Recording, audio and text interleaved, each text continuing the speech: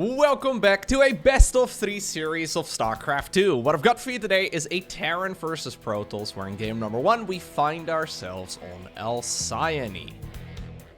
Can we already guess who this Protoss player is? I feel like off of the clan tag alone you can get pretty far.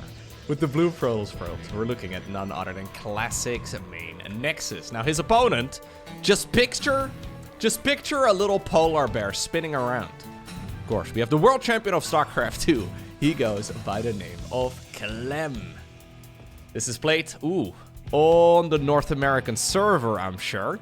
And Clem, well, he only has that little polar bear on the EU server instead. Now we're gonna proxy our very first barracks. Right from the get-go, we're, hands off, we're ready to fight. Or gloves off, rather, we're ready to fight. Let's see.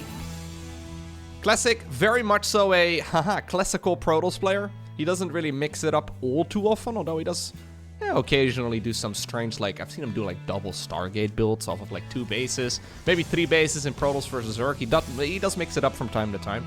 Usually though in this matchup he plays very stock standard. There's 2 real ways to open up, either with a Stargate or of course you can go into the Twilight Council, by far the most common play these days. Protoss players desperately try to make Stargate builds work, but honestly I feel like it's been a long time since I've seen Stargate builds be really effective when Terran does a good job. Anyways, maybe I've been watching too many like Clem and Björn and Kjör and like all of the top level players, you know, like whenever I watch them play, they seem to just destroy any sort of Stargate opener. So I'm assuming here this will be a good old Twilight Council opener by Classic, because it is the most stock standard way to start things off. That SCV did seemingly come in from a bit of a weird angle. Yeah, bunker will start up right now. Using that Nexus on the low ground against the Protoss player, reducing some of that surface area.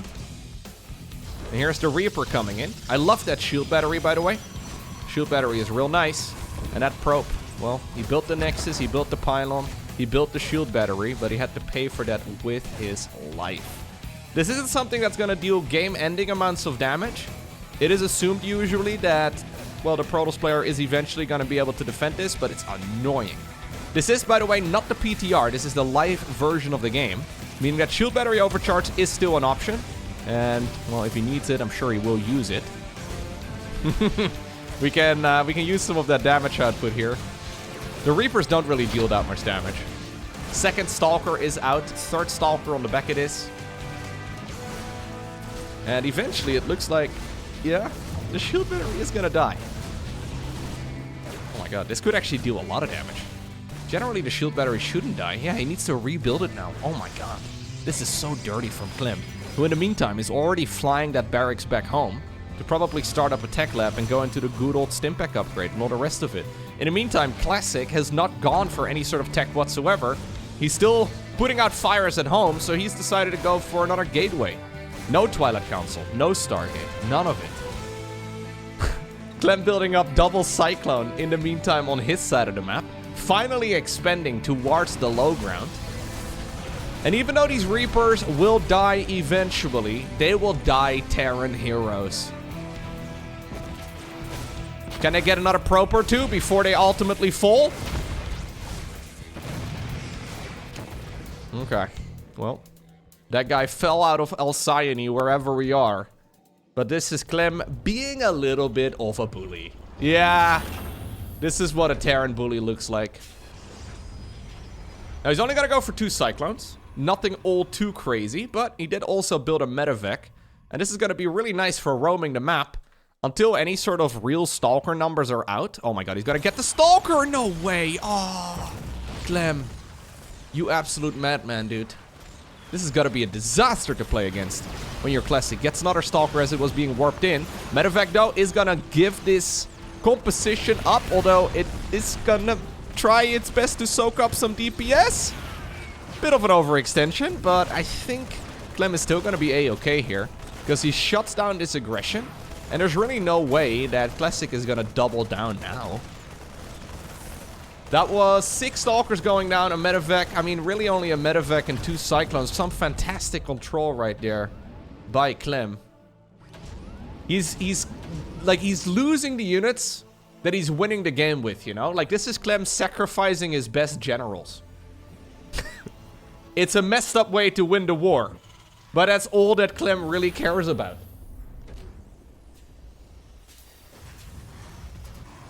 Okay.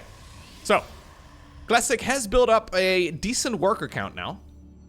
Obviously, Clem was late with his command center, and he's going to try and double down on that small economic advantage by building up the third nexus. He's not gone for the one over here, instead building it in the horizontal position instead. A lot of those early game units for Protoss are not nearly as useful as the early game units for Terran. I mean, don't get me wrong, Stalkers have amazing utility, but obviously, well, without Blink, they're just very limited. Can't really micro any of these units nearly as much as the Terran units can be controlled. And yeah, Classic did his best there. He didn't know about the Cyclones on the high ground. He couldn't see them until he was halfway up the ramp and until those Cyclones were already locked on. So he lost more there than he was hoping for. Not a very comfortable start here for Classic. But also not necessarily the end of the world. My main concern right now is with the Holy Trinity on the horizon. We have the +1 infantry attacks. We have the combat shields. We have the Stimpak. When those upgrades finish up, Terran is going to hit a massive power spike. And Clem might just be able to bulldoze his way straight through the natural, straight through the main. He could even ignore the third base if he wants to. I don't even mind that. Usually the defend mechanic here for Protoss is either having a ton of Stalkers, maybe like Zealots with charge or something like that, but I don't think he's going to finish that up in time. Or, for example, a Colossus. But at this rate, it doesn't seem to me that he's going to be able to finish those up in time either. Unless Clem waits. But Clem never waits.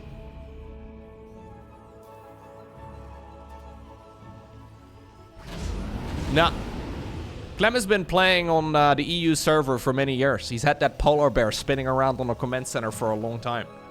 When you go back and forth with mech specs one too many times, at some point you realize, you know what, maybe I should just never chill. And as long as he can attack before a Colossus is out and before charge is done, he should have a very significant advantage. Classic is thinking about making a fourth Nexus. In his mind, that's his only way of coming back. Observer at the very least scouts that this army is headed towards the main base. There's, by the way, been a Raven. Does he see the Shimmer? Oh, Clem, you're... Oh, obviously he sees the Shimmer. He's got a freaking Raven. Never mind. I thought for a second he saw the little blur when he glanced at his monitor. But Ravens are detectors. Makes it a bit easier, huh? We don't have interference matrix. So, at the very least, the Colossus should be able to get a bit of damage in. Okay, anti-armor missile used, though, on that one sentry. No easy way here for the Terran player to pop those force fields. Great force fields, by the way, here from Classic. He does have charts on the horizon. Colossus number 1 is done. Maybe? Fourth Nexus, by the way, did not start yet. Yeah, he's spending that money on extra Zealots and whatnot instead. This is still very tricky for the Terran player, but he does have a very significant army advantage. 102 supply versus 52. Classic is going double upgrades. Alrighty, Classic. Oh, he snipes the Colossus as it just walked out of the Robo facility. A scan is going to be used as well. No more energy on that sentry to keep this force fielded away. If Classic can somehow stabilize, those upgrades are going to be awesome. But here's the reinforcing Terran unit showing up. I think Clem almost underestimated the advantage that he created for himself earlier on. He could have been a little bit sharper with the follow-up timing attack. But you know what? He played it calm. He doesn't really, or calmly, he doesn't really need to be rushing anything. He is clearly the better player in the game number 1. I was busy fast-forwarding to about minute 1, maybe minute 2 or so in the game. But once more, Clem is sending an SCV out in a very odd direction.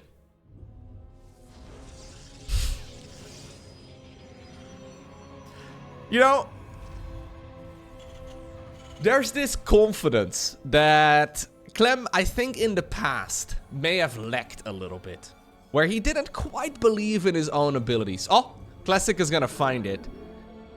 Ever since Clem, though, won that premier event last year, and then he also obviously won, well, the EWC since then, right? The Esports World Cup. He's now the world champion of StarCraft.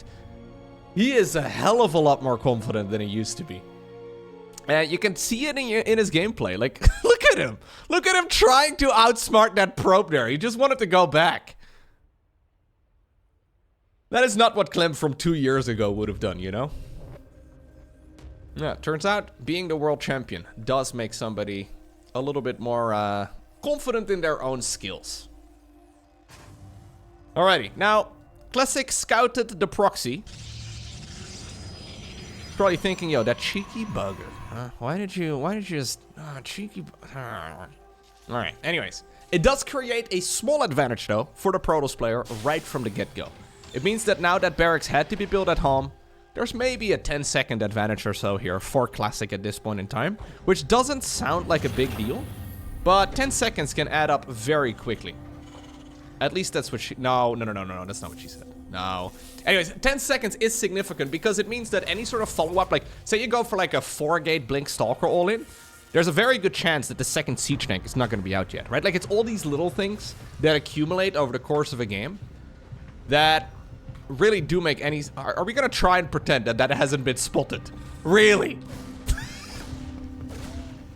You know what? When that probe has nothing left to do with its life, you may as well cross your fingers and hope that Clem accidentally turns into like a Gold League player for a second and forgets that there's a probe inside of his main base.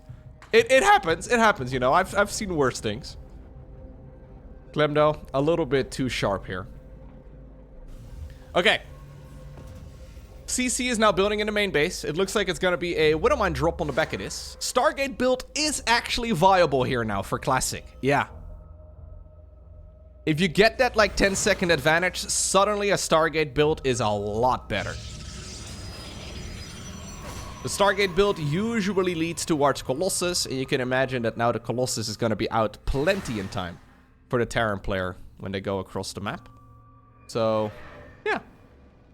Not bad. Are we going to go Oracle or Phoenix? Both is fine. I would imagine it's Phoenix. Yep. Phoenix indeed.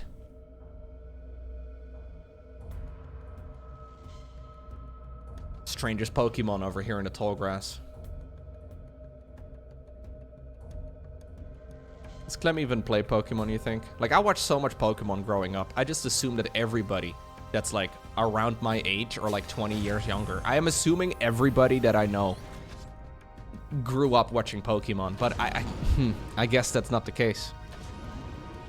And I'm also assuming that the French Pokemon probably have different names. Like, Bulbasaur is probably not called Bulbasaur, you know? It's probably a little bit more French, like Bulbasaur. Charmander. It's something like that, yeah. But I'm like a decade older than Clem, so maybe he didn't even grow up. Maybe he didn't even grow up watching Pokemon. Pokemon! Got it. No. News, catch 'em all! I don't know. I had French in school for a long time, but... At this point, I only know the swear words. The ones they didn't teach me. Oh, Widowmine? Okay. That was a little unnecessary. Don't know why we clumped them all up together, but... Anyways, Classic decided to shove this army off of his, well, front door. Don't you hate it when there's an army on your front door? Very annoying.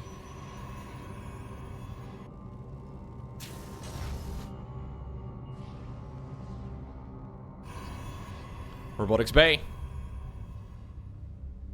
We are indeed gonna go into the Colossus here eventually. You can see even with that small advantage earlier on, yeah, still not really a very nice opener.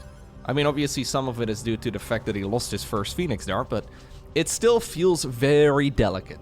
Any sort of Phoenix opener feels very delicate to me. Still though, yeah, this is slowing down the Terran player substantially. Reaper tries to go in. He wants to know if it's a Twilight Council follow-up or a Robo Bay follow-up. I don't think it really matters much, because the odds of Clem being able to really do anything off of this are pretty much, well, 0. He doesn't have Stimpack yet, no combat shield, none of that, right? So he's just kind of roaming the map with a very risky army. There are a lot of Marines in the mix, so at the very least the Medivacs aren't just going to be able to get a lot of damage in, or sorry, the Phoenixes. No medevac's available for what it's worth. Good targeting there, though, by Clem. Yeah, I don't think this is the best follow-up here from Classic. He's still at a significant advantage, but he's making quite a few misplays. 3 Phoenixes at this point in time is honestly too many Phoenixes lost. He's already stopped producing Phoenixes, so we're going straight into just a ground-based army now. But the H for the Phoenix was not a particularly successful one. Now Stimpack starts up. We should see combat shields momentarily. Tech lab over here. Oh, no, we're not going for a tech lab. Instead, we're going to go into another NG bay over here. And I guess he will eventually start all of it. But yeah, it's going to slow things down. And this is all just a result from that very first proxy Rex being scouted.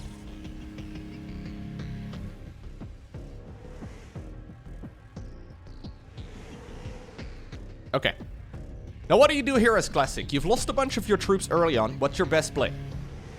Yes, you know you are ahead economically because of your opponent's, well, proxy on the other side of the map. You found yourself with a relatively smooth early game, but now you've also lost a bunch of your Phoenixes. I think your best chance is to try and wait until that Terran army, for example, comes across the map and then counterattack immediately.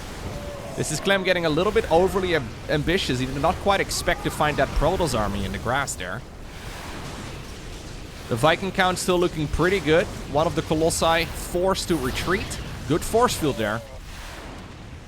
And that's exactly what Classic was hoping for. Now, he doesn't have charge done yet. Yeah, so he decides to follow this up with double forge instead. Stimpack finally finished. Combat shields would not be a luxury. We don't actually have any add-ons here on those 2 additional racks. Clem definitely feeling the heat.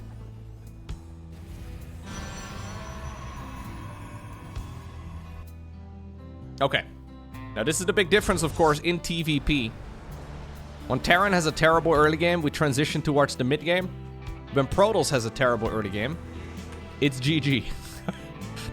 That is sadly the way that this matchup has functioned now for a very long time. Still though, it's a significant advantage here for Classic.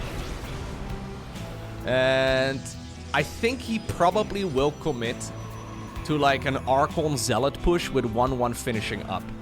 So we have a couple. He could already go for an attack right now if he wants to be honest.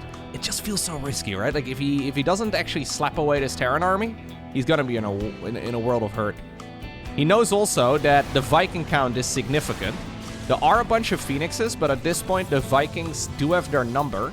There is no blink available, but we did go quick charge. Okay. For 1 Zealot. No, he already made a bunch of Zealots. Clem trying to see if we can actually make like a bit of a protective wall here with a 4th command center coming up. Add-ons are finishing inside of the main base. Combat shields is just second away from being done. Classic is thinking about trying to engage into the natural expansion. Hallucinated Colossus here. Clem trying to drag that Protoss army into the siege tank line over here. But Classic has got different plans. There's a missile turret over here trying to gun all of this down. Good hold position over here. That 1 Marauder, that 2 Marauders actually, trying to keep this army at bay. Those SCVs are sacrificed, but at the very least they're putting in the work. Dude, Clem is looking so ridiculous. Like this was not his game to win, man. Maybe he can still get it done here. Ay, ay, ay, ay, ay. He just destroyed that Protoss army. That was not supposed to be a push that was gonna go like that. Classic just... Oh, dude, that group of Marauders, or a group of, yeah, Marauders on the ramp with the SCVs, they held so many of those Zealots at bay. In the meantime, really only a handful of SCVs went down. So much utility in these Terran units compared to that of the Protoss. Okay. And this is where a lot of that frustration is at for the TVP matchup at the pro level. Specifically at the pro level, though. A lot of the frustrations from the more casual viewers is usually directed to the Ghost. Look, I do agree that the Ghost is a little overtuned, but... Clem is making all these units look pretty good, man. I'm not gonna lie. Look, ultimately... Classic should have taken that engagement differently. He wanted to avoid the siege tanks altogether, but when the Zealots have their charge on cooldown, or they've already used it on the wrong target, we don't really see Protoss players like specifically targeting down individual units, for example, with charge. When their first charge goes wrong, there's a lot of opportunity for Terran to micro their butt off and try to squeeze an advantage out of that. Well, now suddenly Clem is finding himself with 4 base, and he's got himself a really nice army. This is still double upgrades though by Classic. I wonder if maybe he should have waited until 1-1 was done, but he is ready to continue playing the macro game. The only problem now, he's playing against, well, the #1 Terran player on the planet, and this is still a very delicate procedure.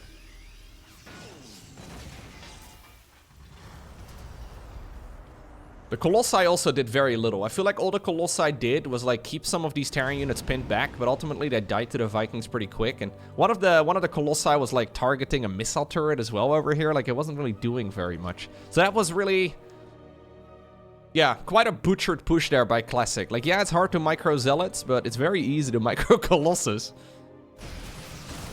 Clem microed it pretty much perfectly, and that's what he needed to do.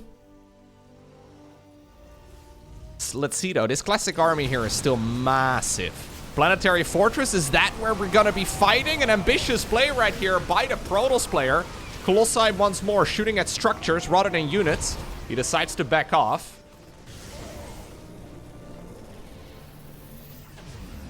Two coming up right now. Classic is already done with his. He's double expanding right now, by the way. Expansion in the far bottom right. Also one over here in the middle of the map. Now maybe Classic has found an angle. Entire Terran army caught off guard for once. Clem not quite expecting the army here from the Protoss player to move in this direction. Zealots have split themselves off, but some good purification novas are going to connect right there with the army, and this is going to be a lot of economical damage. Colossi actually do finish the job on the command center itself. Okay. Retargets with some of those units, mostly just maximizing the damage done here to those SCVs. Purification Nova is gonna force the Terran player to split, and just like that. Well, even though maybe the Protoss gameplay may be a little bit delicate, there's no difference here for the Terran either, man. He's out of position for about a quarter of a second, and Classic immediately wipes him off the map. And that means that this series comes down to Oceanborn. Final game in this best of 3. Let's see. What can we do right here? Are we gonna send an SCV across the map again, Clem? Can we do a, No? Doesn't look like it. Doesn't look like we're gonna be doing back-to-back-to-back proxies. Honestly, though, I don't think he won that, or he lost that game, rather, because of the failed proxy. He just was slightly out of position. Clem was doing everything right there to try and get back into the game, and, well, just a very small moment where he wasn't paying attention, and he immediately got destroyed.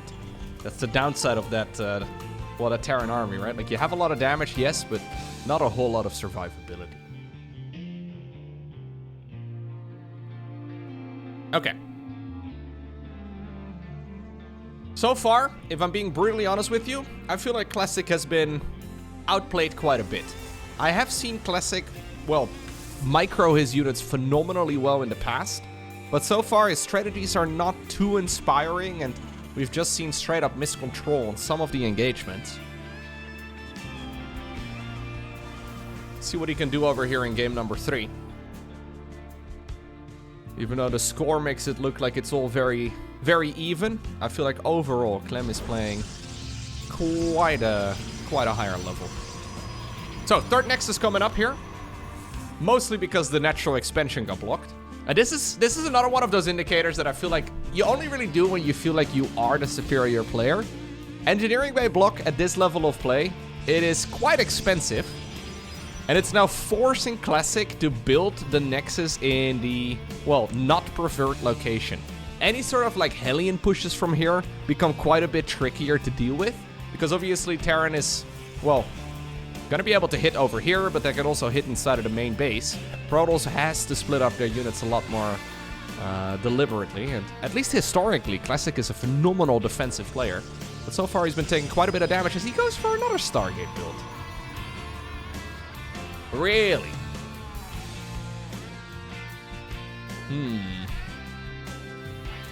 Well, if this is Cyclones, which it is, this is, I mean, I don't want to call it a build order win, but it is really tricky for Protoss players to open up Stargate against a Cyclone build in general. This is one of the things that's specifically addressed with the new multiplayer balance patch that is currently being cooked in the oven. We'll see if there's still going to be any adjustments, but with the new balance patch, we are once more reverting to a previous version of the Cyclone, one that requires a tech lab to be produced. And it means that Terran is not going to be able to pump out Cyclones like this. Now, this is weird, though. We don't generally see Cyclones this quickly, but I think Classic is, specifically now forced to deal with this because his natural expansion got denied, and it means that Terran is forcing the Protoss player to expand, well, quite a bit closer to where they normally would be. This is a much easier angle to be fighting in than the one right over here. Adepts, they just don't do much against Cyclones. Usually what they do is dying. They're really good at dying against Cyclones. It'll be an Oracle opener here by Classic because he kind of needs to do it. He's already got one Oracle out. Ooh, decides to think about sending that one across. There won't be much to kill. If you can get it in the main base, I guess that's nice, but I'm a little bit concerned now for the units at home. So that lock-on ability of the Cyclone is obviously amazing against Adepts. There is already a shield battery set up. SCVs, though, are going to get sniped. No? I think we need to activate it. Oh, he's using it primarily for scouting here. Dangerous play, though. Classic doesn't know if there's, like, any sort of Widow Mine or anything hiding. He is holding himself in fully right over here. Apparently, Clem has got his eyes set for the main base, or at the very least, that's the vibe he's trying to share. This one is not being microed, and after killing 5 SCVs, the Oracle does go down. Stasis Ward in the main base is going to slow down the aggression, and maybe Classic can collapse all on top of this, but he doesn't have energy right now to continue aggression because of that Stasis Ward being used. Probes are pulled away from their mineral lines to, well, try and see if they can shut all of this down, but Cyclones, when controlled well, can put in a lot of work. These two bad boys are just about to wake up. Clem is going to have to micro multiple camps at once. Looks like he's managed to keep at least one of the two alive over here. A new Oracle just popped out. Dude, Clem is playing like an absolute bully. Yeah, he's going to ask for Classic's lunch money next. It's a little sad, but he's like, s'il vous plaît, to lunch money. So I don't know. My Korean's not, my French is also not very good. But this is a very cost-efficient opener.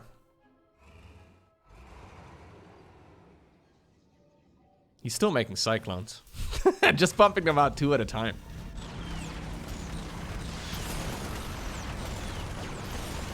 Yeah, and this is a good indication, right? So I've seen some people complain about the Cyclone change. Some people are even viewing it as a buff. There's this really strange disconnect that I've seen on the StarCraft 2 subreddit, where people think that the Cyclone change is going to make Protoss harder to play in the early game. It's wild to me. It is a very deliberate advantage for Protoss, the way that the new Cyclone, or the old Cyclone, I guess, plays out. This version of the Cyclone is really tricky for Protoss to deal with, because they just come out so fast, and they can be microed so nicely. This Oracle needs to kill a lot of SCVs. Let's see how much he can do. Man, he should have not lost that other Oracle against those defensive Cyclones here some time ago. Really needed to be a little bit more focused on microing them. Instead, he's trying to not die right now at home, and that means that the Oracle in the main base died once again.